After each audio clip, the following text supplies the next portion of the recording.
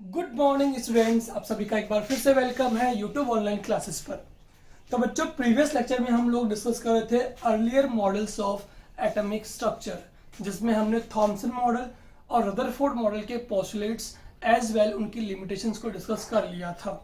तो हमने देखा था प्रीवियस लेक्चर में कि रदरफोर्ड मॉडल में भी कुछ ड्रॉबैक्स रह गई थी। ठीक है, वो ना तो इलेक्ट्रॉन के डिस्ट्रीब्यूशन को अच्छे से एक्सप्लेन कर पाए थे, एज वेल उनके अकॉर्डिंग इलेक्ट्रॉन जो आपका सर्कुलर पाथ में मूव करता है अराउंड द न्यूक्लियस, वो कंटिन्यूसली एनर्जी इमिट करता है। दैट्स व्हाई वो एक अट्रैक्शन फोर्स फील करता है टुवर्ड्स न्यूक्लियस और धीरे धीरे स्लोली स्पायरली मूव करते करते उस पर जंप कर सकता है। तो आपका एटम क्या हो सकता है, डिस्ट्रॉय हो सकता है, कोलैप्स हो सकता है। ठीक है ना। तो ये ड्रॉबैक्स हमने देखी थी रदरफोर्ड मॉडल में। तो इसी ड्रॉबैक्स की वजह से हमारे पास में एक न्यू मॉडल हमारे पास आता है जो कि आपका है बोहर मॉडल। ठीक है, तो आज के लेक्चर में हम लोग डिस्कस करने वाले हैं डिटेल में बोहर एटॉमिक मॉडल को।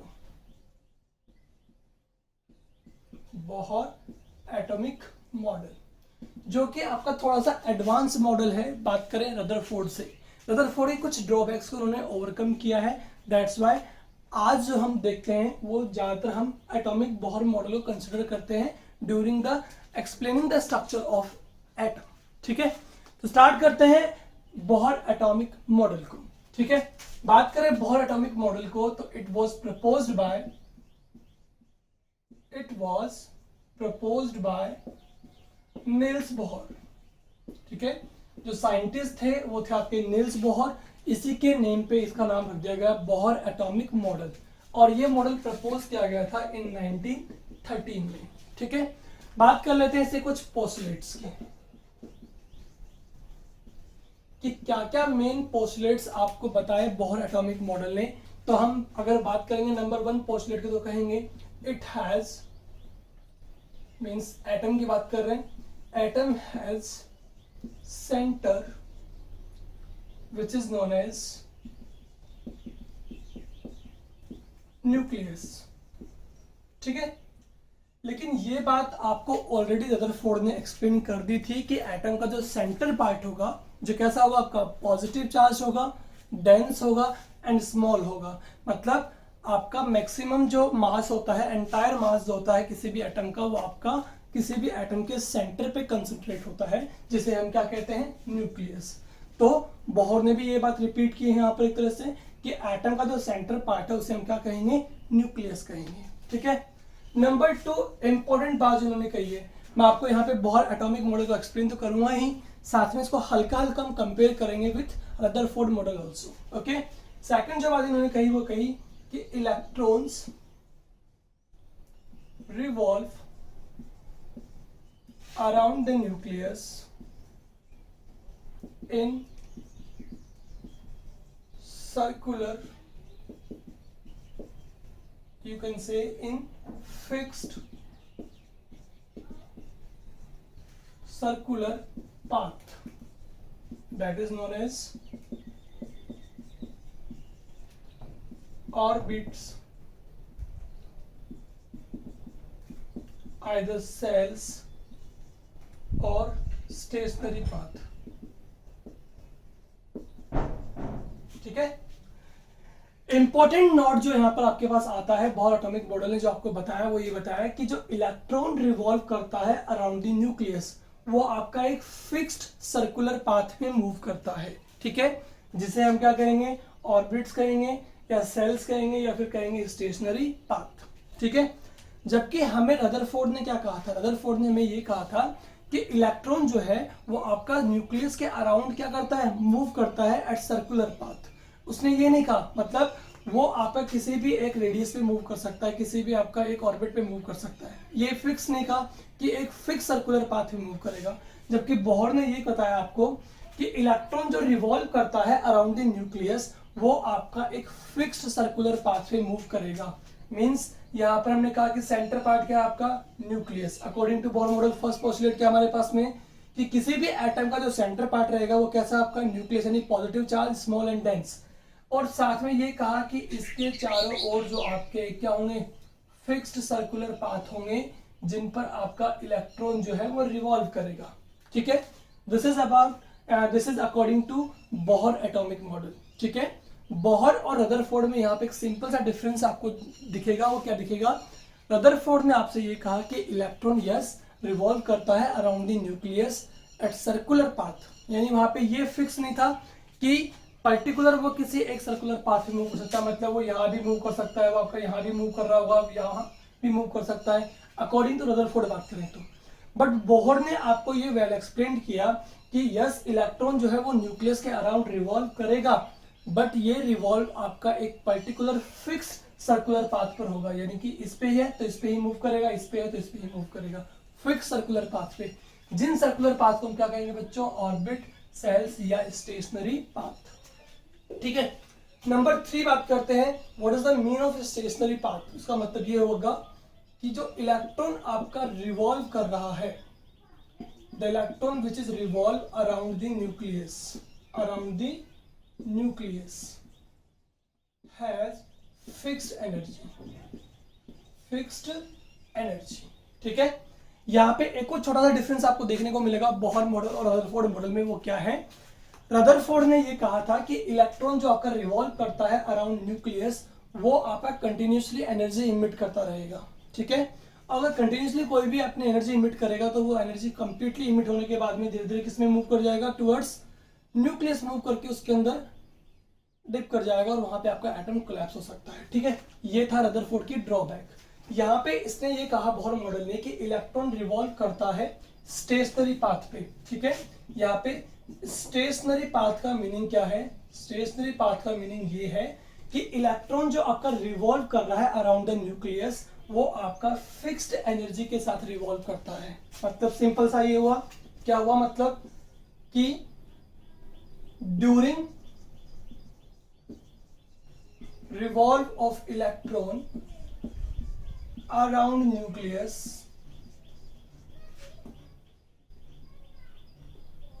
electron neither release nor absorb energy। ठीक है, मतलब बहुत सिंपल सी बात क्या कही बोहर ने कि इलेक्ट्रॉन जो आपका न्यूक्लियस के अराउंड मूव कर रहा है, ये देखिए यहाँ पे क्या आपका इलेक्ट्रॉन है, ये इलेक्ट्रॉन जब आपका न्यूक्लियस के अराउंड मूव करेगा तो ये एक फिक्स्ड एनर्जी के साथ मूव करता है। ना तो ये ड्यूरिंग रिवॉल्यूशन, ना तो ये एनर्जी को रिलीज करता है और ना ही एनर्जी को कहीं से एब्जॉर्ब करता है, मतलब एक फिक्स सर्कुलर पाथ पे मूव करता है। फिक्स का मतलब वहां पे ये हो गया कि इलेक्ट्रॉन जब आपका न्यूक्लियस के अराउंड रिवॉल्व कर रहा है तो वो आपका एक फिक्स्ड एनर्जी के साथ रिवॉल्व कर रहा है। वहां पे ना तो इनकी एनर्जी में कोई इंक्रीमेंट होगा, ना तो एनर्जी को एब्जॉर्ब कर रहे हैं, ना ही एनर्जी को रिलीज कर रहे हैं ड्यूरिंग रिवॉल्यूशन। ठीक है, तो ये कुछ पोस्टुलेट्स आपके पास आ गए हैं बोहर एटॉमिक मॉडल के। अब बात करते हैं नेक्स्ट पोस्टुलेट की, नंबर 5। तो उसने कहा कि जो आपके ये फिक्स सर्कुलर पाथ है, जिन्हें हम क्या बोल रहे हैं? Shells. These shells are represented as n is equal to 1, 2, 3, 4 and 5, and also designated by K, L, M, N, O। ठीक है, और मैं आपको एक और बात यहाँ पे बता दूं, जो बोहर मॉडल ने आपको एक्सप्लेन किया कि इलेक्ट्रॉन जिन सर्कुलर पाथ पे आपका न्यूक्लियस के अराउंड मूव करते हैं, वो सेल्स जो होती हैं उनको हम किससे रिप्रेजेंट करते हैं? n is equal to 1, 2, 3 and 4 and 5 से। ठीक है, इन्हें हम बोलते हैं प्रिंसिपल क्वांटम नंबर। याद रखिएगा इस बात को, क्या बोलते हैं? Principal quantum number. ठीक है, कि अकॉर्डिंग टू बोहर जो इलेक्ट्रॉन आपके सर्कुलर पाथ पे मूव करते हैं एक फिक्स्ड एनर्जी के साथ, उन्हें हम क्या बोल रहे हैं? ऑर्बिट, सेल्स या स्टेशनरी पाथ। इन सेल्स को हम किससे रिप्रेजेंट करेंगे बच्चों? n is equal to 1, 2, 3 and 4 से। यानी कि यहाँ पे ये हो गया आपका n इज इक्वल टू 1, ये 2, ये 3 और 4th सेल आएगी तो ये आपका 4 हो जाएगा, एंड 5, 6 so on। ठीक है, इन्हें हम डेजिग्नेट किससे करेंगे? K shell, L shell, M shell, N shell, फिर आगे आपका O, P इस तरह से आ जाएगा। ठीक है, तो एक K, L, M, N shell से आपको रिप्रेजेंट किया जाएगा। इन सभी को हम जो इनको हम सेल्स को रिप्रेजेंट कर रहे हैं n is equal to 1, 2, 3, 4 and so on से, इन्हें हम क्या कहेंगे? प्रिंसिपल क्वांटम नंबर कहेंगे। ठीक है, तो ये यहाँ पे टोटल 5 पोस्टुलेट्स मैंने आपको यहाँ पे एक्सप्लेन कर दिए हैं। फटाफट से लीजिए इनका स्क्रीनशॉट, उसके बाद हम आगे के पोस्टुलेट्स को डिस्कस करेंगे। ठीक है, तो बहुत सिंपल सिंपल से पोस्टुलेट्स थे यहाँ बोहर मॉडल के। फर्स्ट क्या था कि एटम का जो सेंटर पार्ट है वो आपका क्या है, न्यूक्लियस, जो आपका पॉजिटिव, डेंस एंड स्मॉल है। सेकंड कि इलेक्ट्रॉन इस न्यूक्लियस के अराउंड जब आपका रिवॉल्व कर रहा है तो वो आपका एक फिक्स्ड सर्कुलर पाथ पे मूव करता है, जिन्हें हम ऑर्बिट सेल्स या स्टेशनरी पाथ बोलेंगे।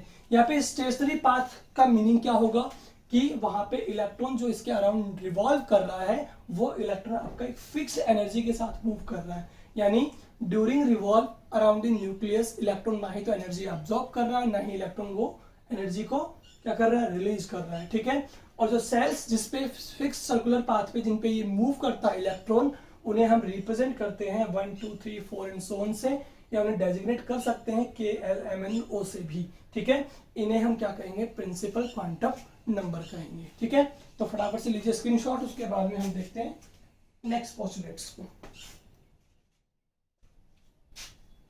ठीक है, चलो हो गया, देखते हैं आगे।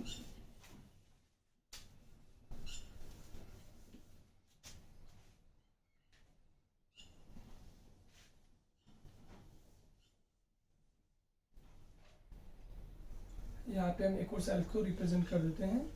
ठीक है, ये हो गया आपका। चलिए नेक्स्ट हम देखते हैं पोस्टुलेट नंबर 6। पोस्टुलेट नंबर 6 में यहाँ पे हम डिस्कस करेंगे कि क्या होगा। देखिए, अगर आपका कोई भी इलेक्ट्रॉन जो रिवॉल्व कर रहा है, ठीक है, उसको जो अगर बात करेंगे कि वो अगर आपका लोवेस्ट एनर्जी स्टेट में है, किसमें है, लोवेस्ट एनर्जी स्टेट। ठीक है, और अगर आपका कोई भी इलेक्ट्रॉन रिवॉल्व कर रहा है लोवेस्ट एनर्जी स्टेट में, तो उसे हम कहेंगे बच्चों क्या, ग्राउंड स्टेट। क्या कहेंगे, ग्राउंड स्टेट। ठीक है, और अगर वो आपका मूव कर रहा है किसमें, हाईएस्ट एनर्जी स्टेट में, हाईएस्ट एनर्जी स्टेट में, तो उसे हम कहेंगे बच्चों एक्साइटेड स्टेट। क्या कहेंगे, एक्साइटेड स्टेट। अब जो थोड़ा सा अपन एक्सप्लेन कर लेते हैं कि चीज कैसे है। देखिए, हमने एक चीज पहले कही आपसे, वो ये कही कि इलेक्ट्रॉन जब आपका रिवॉल्व करता है अराउंड द न्यूक्लियस, तो वो आपका एक फिक्स्ड एनर्जी के साथ मूव कर रहा है, यानी यहाँ पे ना ही तो एनर्जी रिलीज हो रही है, ना ही एनर्जी अब्सॉर्ब हो रही है ड्यूरिंग रिवॉल्यूशन। बट अगर मैं इस इलेक्ट्रॉन को, सपोज कीजिए इलेक्ट्रॉन जो है वो आपका यहाँ मूव कर रहा है, किसमें, फर्स्ट सेल यानी K पर। ठीक है, इस सर्कुलर पाथ पे आपका मूव कर रहा है।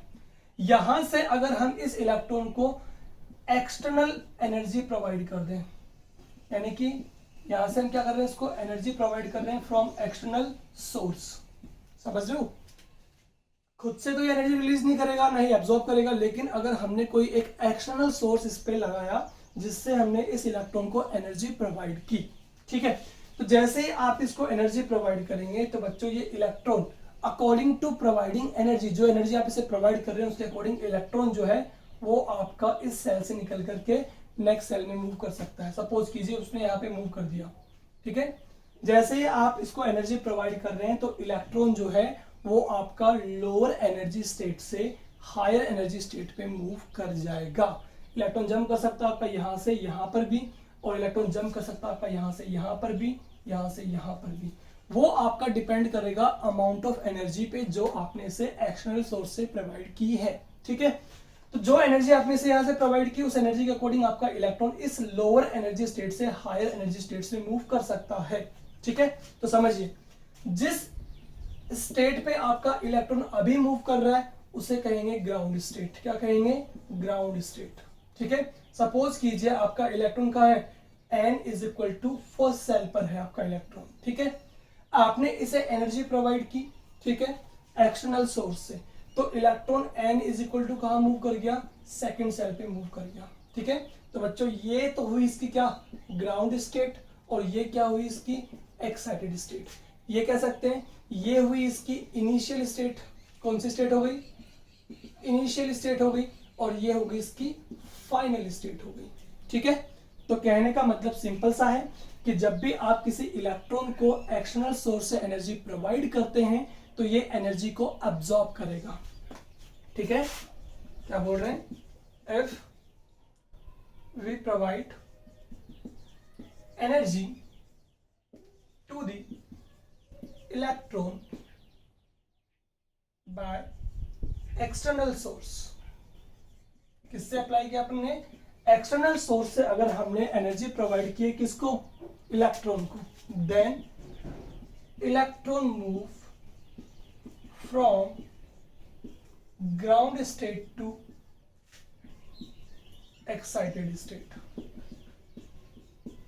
बहुत सिंपल सी बात मैंने आपको यहाँ पे बताई है, क्या कि जब भी इलेक्ट्रॉन को हम एक्सटर्नल सोर्स से एनर्जी प्रोवाइड करेंगे तो इलेक्ट्रॉन जो है वो आपका इस स्टेट से निकल के हायर एनर्जी स्टेट में जंप कर जाएगा, मूव कर जाएगा। ठीक है, नेक्स्ट हम क्या बोल रहे हैं?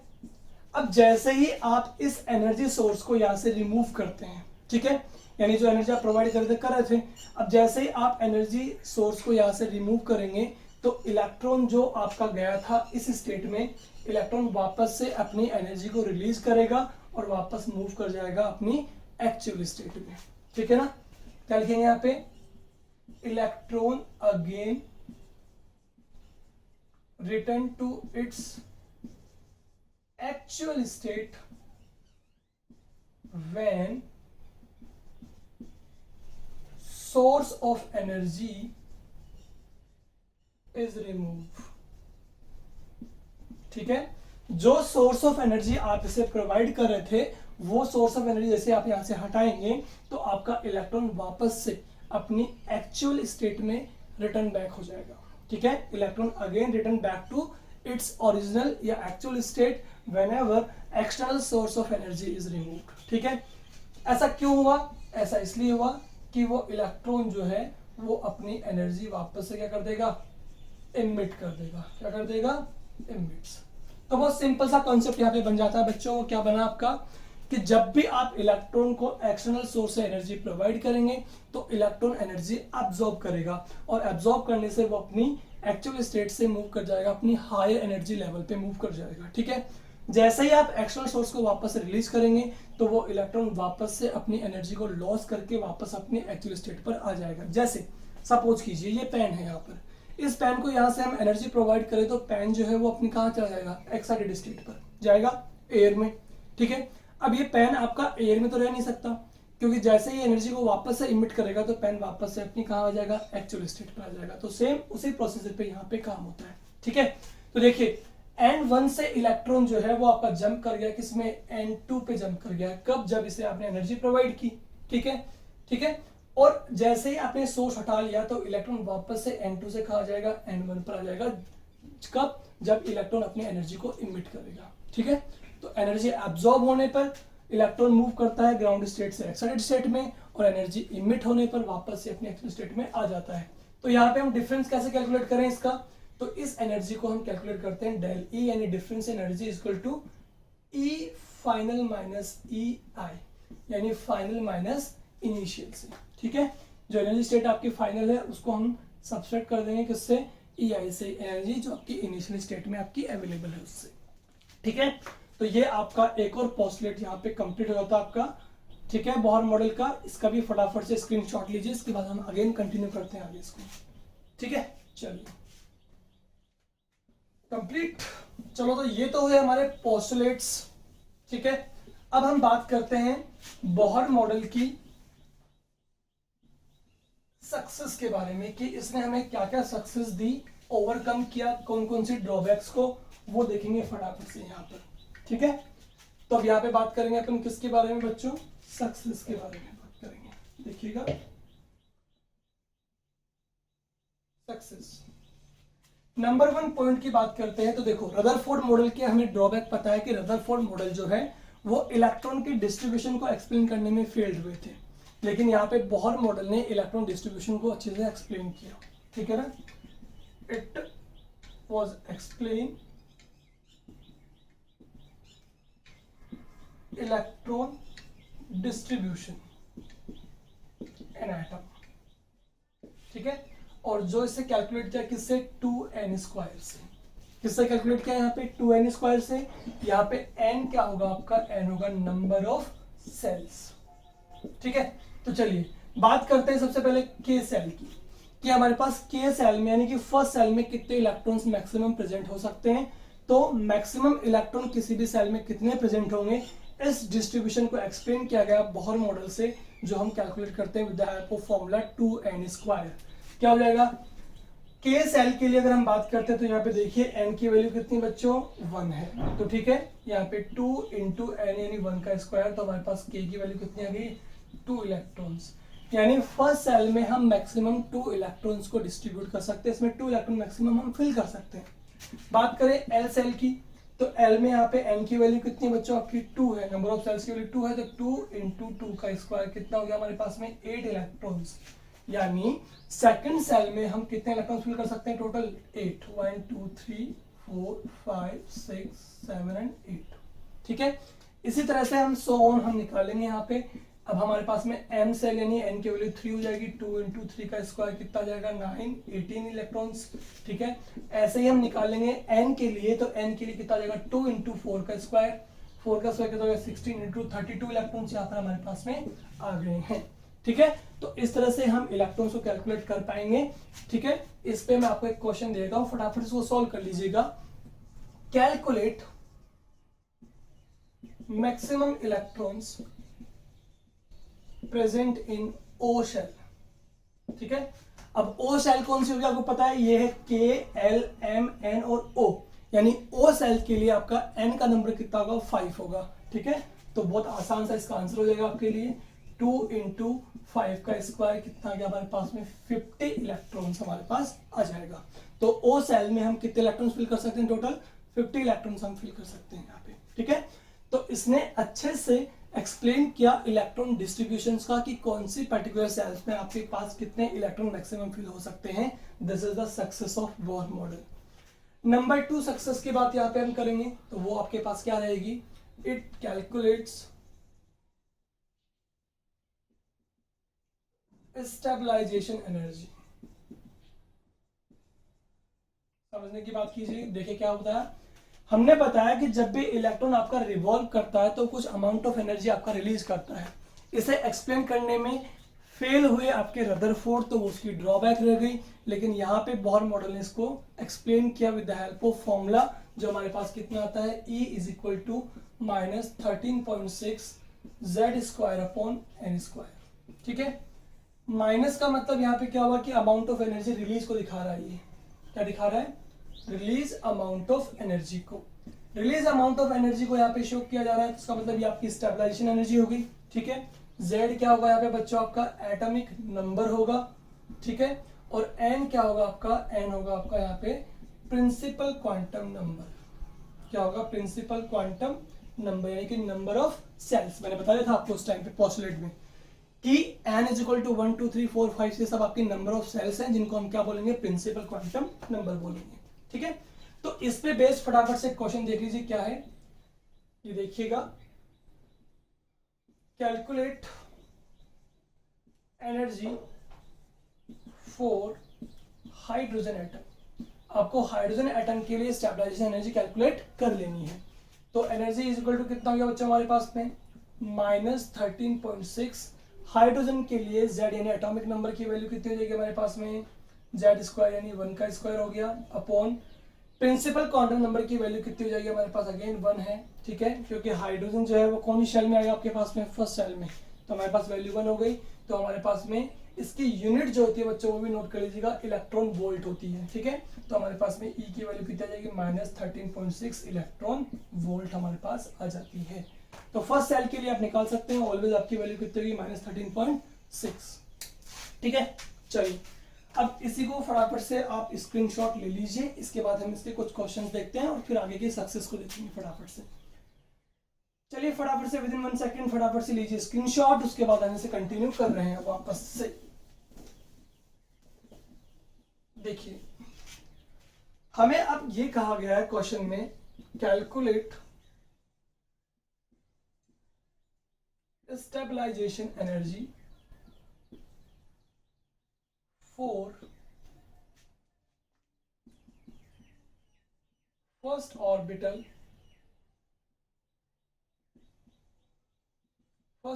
ऑफ हीलियम प्लस, ठीक है।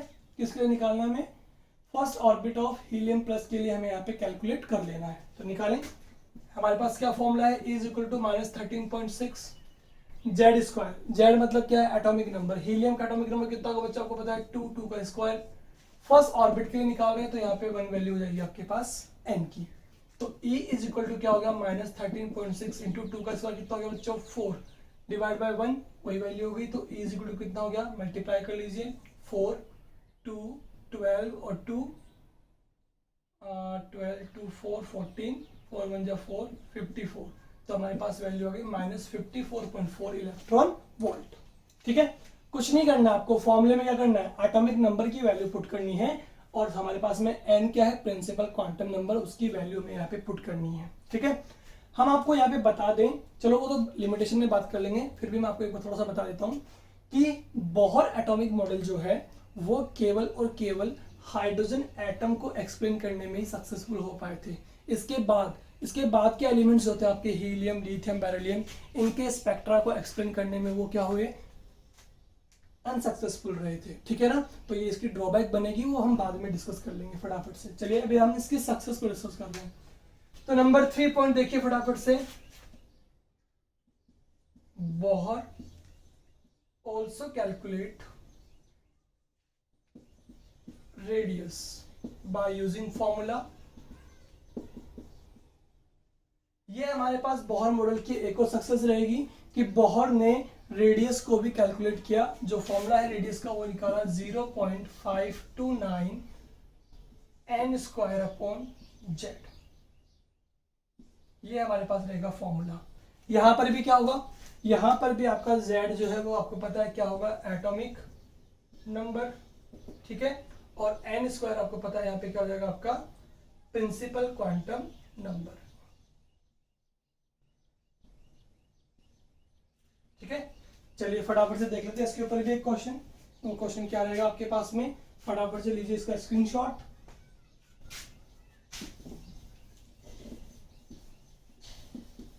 चलिए अब देख लेते हैं रेडियस पे क्वेश्चन किस तरह से पूछेगा आपसे। क्वेश्चन ये रहेगा आपके पास, calculate radius for first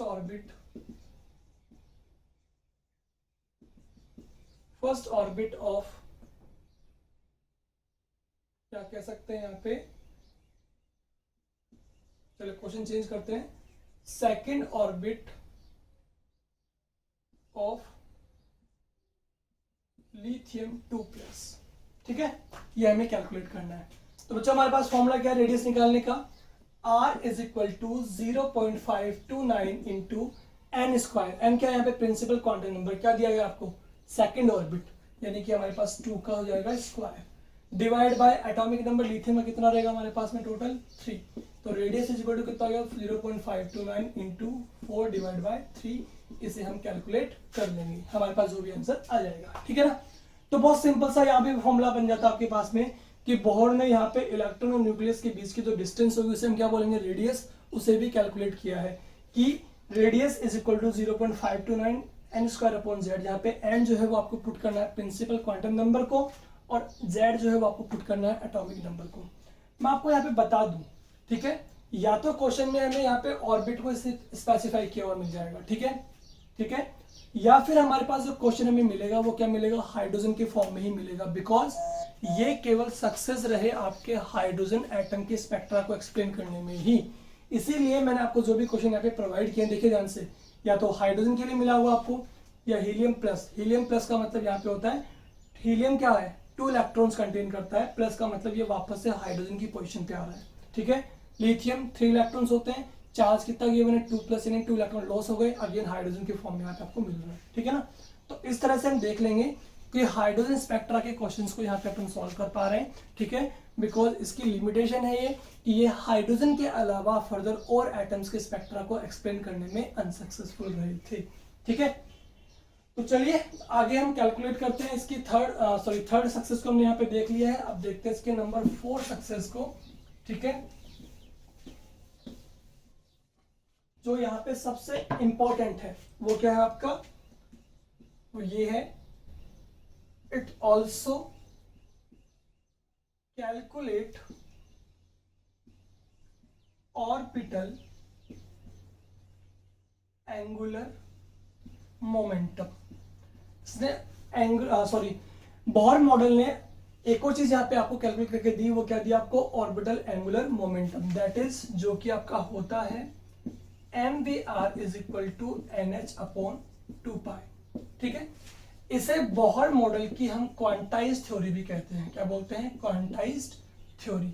Bohr ने ये कहा, बोहर ने क्या कहा था आपसे कि इलेक्ट्रॉन जो है वो आपका मूव करता है न्यूक्लियस के अराउंड एक सर्कुलर पाथ पे। जो सर्कुलर पाथ कैसे होते हैं, आपके फिक्स्ड होते हैं। ठीक है, फिक्स का मतलब वहां पे क्या है कि इलेक्ट्रॉन जो है वो आपके केवल उन्हीं सर्कुलर पाथ पे मूव करता है जहां पे आपका ऑर्बिटल एंगुलर मोमेंटम की वैल्यू h/2π के इंटीजर के इक्वल होती है। ठीक है ना, यहाँ पे n की वैल्यू क्या हो सकती है, कुछ भी हो सकती है। n की वैल्यू 1 हो सकती है, 2 हो सकती है, 3 हो सकती है, 4 हो सकती है। क्या है ये, प्रिंसिपल क्वांटम नंबर। ठीक है, तो इंटीजर ऑफ h/2π के इक्वल जिसकी वैल्यू होगी, केवल उसी सर्कुलर ऑर्बिटल पाथ पे आपका इलेक्ट्रॉन जो है वो रिवॉल्व करेगा। ये बात किसने कही, बोहर मॉडल ने। ठीक है, जो इसकी एक सक्सेस है। ठीक है, हालांकि इसको फर्दर आगे एक्सप्लेन नहीं किया गया था। चलिए, तो ये आपके हो गए success of Bohr atomic model.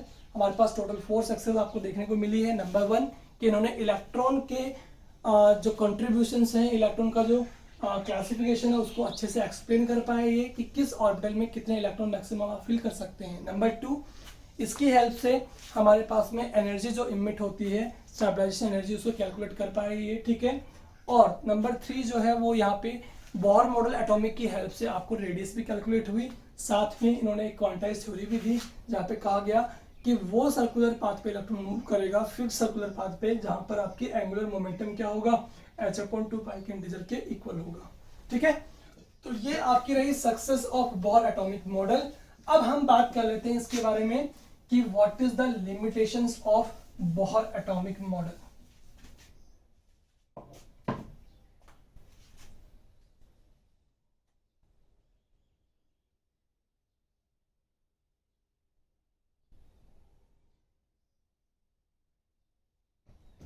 देखिएगा ना, लास्ट टॉपिक हमारे पास इस लास्ट टॉपिक होगा हमारे पास इस मॉडल का, वो रहेगा आपका limitations of Bohr atomic model. ठीक है, क्योंकि एग्जाम्स में आपको देखो फिजिक्स में भी आपको टॉपिक दिया हुआ है। ठीक है, 12th क्लास में फिजिक्स में भी आपको ये चैप्टर मिल जाएगा जहां पे आपको बोहर एटॉमिक मॉडल डिस्कस करना है। यहाँ पर भी आपको 11th क्लास में देखने को मिल रहा है। तो टॉपिक काफी इंपॉर्टेंट है और ज्यादातर इसमें क्वेश्चन देखा है मैंने कि ड्रॉबैक्स पे भी क्वेश्चन काफी बार पूछे जाते हैं कि what are the limitations and drawbacks of Bohr atomic model. तो देखिए क्या क्या लिमिटेशंस यहाँ पर आपके पास में आती हैं। Number 1, it was unable to explain spectra of larger atoms other than hydrogen. ठीक है, यानी हाइड्रोजन के अलावा अगर हम अदर एटम्स की बात करें तो उनके स्पेक्ट्रास को ये एक्सप्लेन करने में फेल्ड हो गए। ठीक है, या यूं समझे कि जिन भी एटम्स के पास में मोर देन 1 इलेक्ट्रॉन्स हो, क्या हो, मोर देन 1 इलेक्ट्रॉन्स, उन एटम्स के स्पेक्ट्रा को एक्सप्लेन करने में ये फेल रहे। ठीक है ना, केवल ये उन एटम्स को या उन एटम्स के स्पेक्ट्रा को ही एक्सप्लेन कर पाए जिन एटम्स के पास ओनली 1 इलेक्ट्रॉन था। इसलिए हमारे पास क्वेश्चन में क्या था, hydrogen, lithium plus, 2 plus, helium plus, यानी जिन सारे एटम्स के पास केवल सिंगल इलेक्ट्रॉन प्रेजेंट हो उन एटम्स के स्पेक्ट्रा को ही एक्सप्लेन कर पाए थे बोहर एटॉमिक मॉडल। तो this is the limitation of Bohr atomic model. Number 2, it was also unable to explain Zeeman and Stark effect. ठीक है, ये मॉडल जो है वो आपका ज़ीमान एंड स्टार्क इफेक्ट को भी एक्सप्लेन करने में फेल्ड हुए। अब मैं आपको बताऊं ज़ीमान और स्टार्क इफेक्ट होते क्या हैं। ये एक तरह से आपके पास एटॉमिक स्पेक्ट्रा जो होते हैं उनकी स्प्लिटिंग होती है। ठीक है, किसके प्रेजेंस में, अगर मैग्नेटिक फील्ड के प्रेजेंस में वो स्प्लिट होता है तो वो आपका ज़ीमान इफेक्ट, और अगर आपका वो इलेक्ट्रिकल फील्ड में होता है तो वो आपका स्टार्क इफेक्ट है। ठीक है, तो इन्होंने ऐसा कुछ भी एक्सप्लेन नहीं किया कि क्या एटॉमिक स्पेक्ट्रा जो है वो आपस में फर्दर और स्प्लिट हो सकते हैं क्या, यानी एक तरह से एटॉमिक स्पेक्ट्रा हमारे पास में है, उस पर अगर आप मैग्नेटिक फील्ड लगाएं या इलेक्ट्रिकल फील्ड लगाएं तो उस पर क्या इंपैक्ट आएगा, इसको एक्सप्लेन करने में ये फेल हुए। ठीक है, जिसे बाद में लेटर ऑन एक्सप्लेन किया गया बाय जीमान एंड स्टार्क, जिन्हें बोला गया जीमान इफेक्ट या स्टार्क इफेक्ट। तो सीधे सीधे कह देंगे कि जीमान इफेक्ट और स्टार्क इफेक्ट को ये एक्सप्लेन करने में अनेबल रहे। ठीक है, नंबर 3 एंड लास्ट लिमिटेशन जो रहेगी वो रहेगी आपकी ये, it is contradict Heisenberg uncertainty principle। ठीक है, तो नंबर 3 लिमिटेशन जो आपके पास यहाँ पे आती है बॉहर मॉडल की, वो ये है कि इन्होंने हाइजेनबर्ग अनसर्टेनिटी प्रिंसिपल को गलत ठहरा दिया। ठीक है, कॉन्ट्राडिक्ट का मीन्स यह हुआ कि जिस बात को आप गलत ठहरा दें, अयोग्य ठहरा दें, ठीक है, कि ये बात बिल्कुल आपकी सही नहीं है। ठीक है, तो जो हाइजेनबर्ग अनसर्टेनिटी प्रिंसिपल जहां पे मैंने टर्म यूज की है, ये आपका लेटर ऑन टॉपिक आपके चैप्टर में आएगा, जिसे हम बहुत डिटेल में डिस्कस करेंगे। ठीक है, फिलहाल के लिए मैं आपको इतना बता सकता हूं कि हाइजेनबर्ग अनसर्टेनिटी प्रिंसिपल जो भी दिया गया था उसको इन्होंने बिल्कुल गलत बता दिया। ठीक है ना, तो ये भी इसकी लिमिटेशन हो गई आपकी तरह से। ठीक है, जबकि हाइजेनबर्ग अनसर्टेनिटी प्रिंसिपल अपनी जगह बिल्कुल सही है। ठीक है, तो these are the limitations of Bohr atomic model, कि इन्होंने सिंगल इलेक्ट्रॉन कंटेनिंग एटम्स के अलावा अदर एटम्स की स्पेक्ट्रा को एक्सप्लेन नहीं किया। ठीक है, इन्होंने इस पे मैग्नेटिक और इलेक्ट्रिकल फील्ड का कोई इफेक्ट नहीं बताया आपको। ठीक है, और अनसर्टेनिटी प्रिंसिपल जो हाइजेनबर्ग ने दिया था उसे इसने गलत ठहरा दिया। तो these are the limitations of Bohr atomic model students. ठीक है, तो यहाँ पे बच्चों अपना बोहर एटॉमिक मॉडल जो है वो कंप्लीट हो जाता है। नेक्स्ट लेक्चर में हम लोग डिस्कस करेंगे हाइड्रोजन के स्पेक्ट्राज को। ठीक है, हाइड्रोजन एटम के स्पेक्ट्रा को हम डिस्कस करने वाले हैं नेक्स्ट लेक्चर में। तो आज के लेक्चर में हमारा इतना ही। ठीक है, अपनी स्टडीज जो है बच्चों वो कंटिन्यू करते रहिए। ठीक है, आपके पास टाइम बहुत कम बचा है। मैं आपको बता दूं कि आपके पास में 11th का सिलेबस कंप्लीट करने के लिए बहुत कम टाइम है। ठीक है, सेकंड चीज मैं आपको यहाँ पे एक चीज और नोटिस में डालना चाहूंगा, वो ये है कि 11th के बेसिक्स अगर आपके स्ट्रॉन्ग होंगे बच्चों तो 12th में आपको कहीं कोई डिफिकल्टी फील होने वाली नहीं है। So don't waste your time. ठीक है, टाइम के साथ चलें और अपने टॉपिक्स को कंप्लीट करते रहें साथ साथ। ठीक है, और अपने बेसिक्स को इंप्रूव करते जाएं साथ साथ। जितने बेसिक्स आपके स्ट्रॉन्ग होंगे, मैं आपको पहले भी कह चुका हूं, उतना आपको मजा आने वाला है 12th क्लास में। ठीक है, और अगर आपके बेसिक्स यहाँ पे वीक रह जाते हैं बच्चों तो आप मेंटली जो है वो परेशान हो जाएंगे, मैं बता रहा हूँ आपको 12th क्लास के अंदर। ठीक है बच्चों, तो मिलते हैं नेक्स्ट लेक्चर में न्यू टॉपिक के साथ। Thank you.